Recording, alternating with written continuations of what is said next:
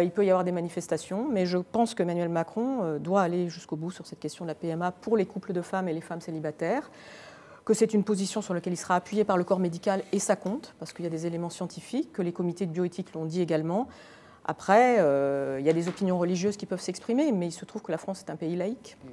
À propos des opinions médicales, on avait dans le Figaro il y a 2 jours l'interview d'un généticien qui exerce à l'hôpital Necker. On va voir ce qu'il disait. Je suis médecin, tout ce que je fais, il s'appelle le professeur Arnold de Munich, tout ce que je le fais pour des gens qui ont des problèmes médicaux, pas pour des convenances personnelles. La PMA pour des raisons sociétales sans infertilité ni cause génétique me choque. Ce n'est pas parce que c'est techniquement possible que c'est socialement souhaitable. Donc il met la différence entre les causes effectivement d'infertilité médicale et les autres oui, voyons les choses désirs en face. d'enfant. La PMA pour toutes, elle est devant nous, elle va se faire. D'abord parce qu'elle est inscrite dans le programme d'Emmanuel Macron et qui n'a qu'un mot à la bouche, c'est « je fais mon programme ». Et elle est la conséquence logique effectivement du mariage pour tous. Le problème derrière qu'il y a à l'évidence, c'est...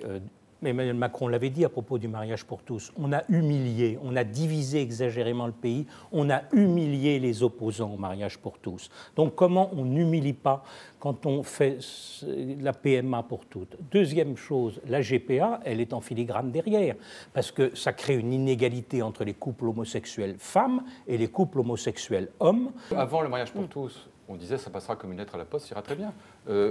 Et puis on s'est rendu compte que ça avait profondément divisé la société française et que des millions de gens qui ne sont pas tous des extrémistes étaient absolument, sincèrement choqués contre cette réforme du mariage pour tous.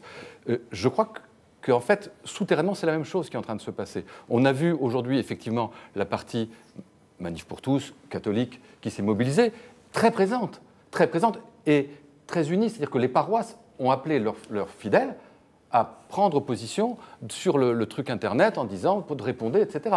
Donc, je veux dire, le clivage chez les catholiques passe pas là. Le pape François est sur cette ligne-là. Donc, y compris les catholiques modérés ou de gauche, pas tous, mais enfin, grosso modo... Gauchiste, genre le pape François. Genre gauchiste, même gauchiste. Mais sur ces questions-là, le pape François n'est pas gauchiste, justement.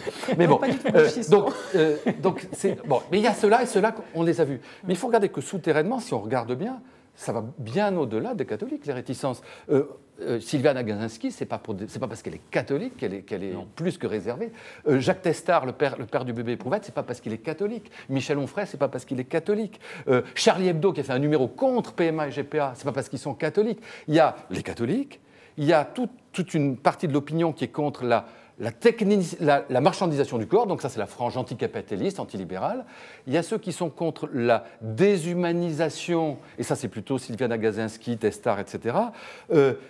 José Bové, c'est pas parce qu'il est catholique, je ne sais pas ce qu'il est, José Bové. Donc vous voyez, donc ce que je veux dire c'est que c'est réducteur non, ça veut dire que de... beaucoup de gens, et on le verra si Macron... Et je pense que effectivement, son intention, c'est de repousser ceux qui veulent tout changer, y compris et donc faire la GPA, et ceux qui veulent ne rien changer, il va essayer de passer au milieu en faisant la PMA.